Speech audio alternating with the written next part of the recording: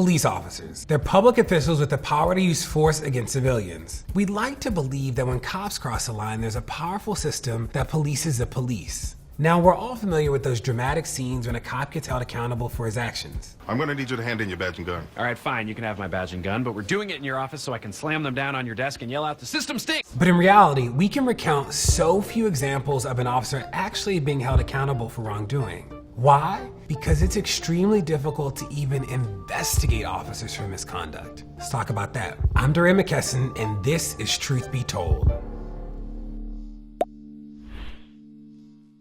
Complaints against the police are routinely ignored. That's a conclusion Reuters reached last year when reviewing complaints from 15 cities. They found that very few were sustained by police internal review boards. In Tacoma, Washington, for instance, during the 12 months Reuters investigated, only 10% of complaints weren't dismissed. So why do so many of these complaints get tossed? Well, it turns out someone is protecting officers from accountability: the police unions.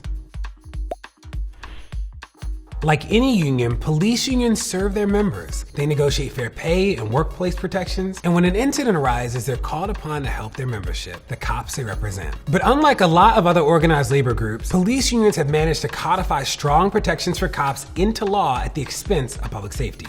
In these 14 states, police have their own Bill of Rights. Police union contracts also include strong protections for their officers. In these 81 cities, those contracts include extremely specific language aimed at protecting cops if they find themselves being investigated. Some of these protections might well surprise you, or maybe infuriate you, but they go a long way toward explaining why it seems so rare that cops are held accountable for wrongdoing. In these cities and states, an officer accused of improper behavior is allowed a cooling off period. This means the officer has time between when they are accused of misconduct and when they can be interrogated by investigators. That window of time shielding a cop from an investigator can be 24 hours, as it is in Sacramento, or it can be up to 30 days, as it is in Louisiana. Normal citizens who are accused of crimes aren't given a window of time to collect themselves or get their story straight. There's no cooling off period for you or me. After all, the first 48 hours are said to be crucial to any criminal investigation. The cops know that. There's even a show glorifying that idea.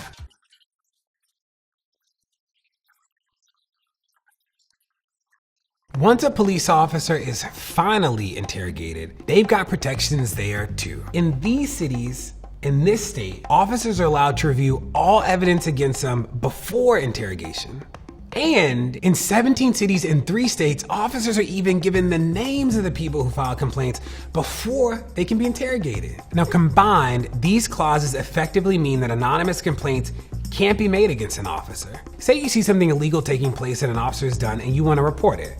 Well, they'll immediately know who you are and will know the nature of the allegation before they can even be asked any question. Now, if you or I are suspected of breaking a law, the police will just start asking us questions and we can request a lawyer to be present. But why do the police have protections that the public doesn't? Shouldn't we hold public servants to a higher bar? Even if an investigation does continue after all these rules around interrogations, how is that cop disciplined? Well, guess what?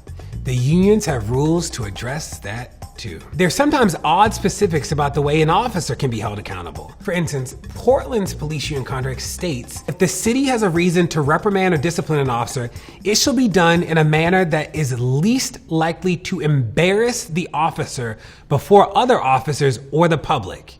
It literally says that. And there's also widespread practice of routinely erasing police records of misconduct. In these cities and states, police departments erase disciplinary records after a set amount of years, sometimes as early as 1 year. The point is, police officers get special treatment. How does that make sense? Now here's why this matters. If the cops aren't being held accountable, how can they hold communities accountable? Recent polling shows that only 30% of Black people and 45% of Latinos have confidence in the police. This distrust isn't good for law enforcement or the public. The police work for every community in America. They work for us, and we have a say in how they do their jobs and what rules apply when they cross the line. Police contracts and the laws that protect cops in your community are public, and the contracts are routinely renegotiated. When they are, the police unions in your community are going to be a strong voice in those negotiations, but they don't have to be the only voice. You can work with your local officials to be at the table too.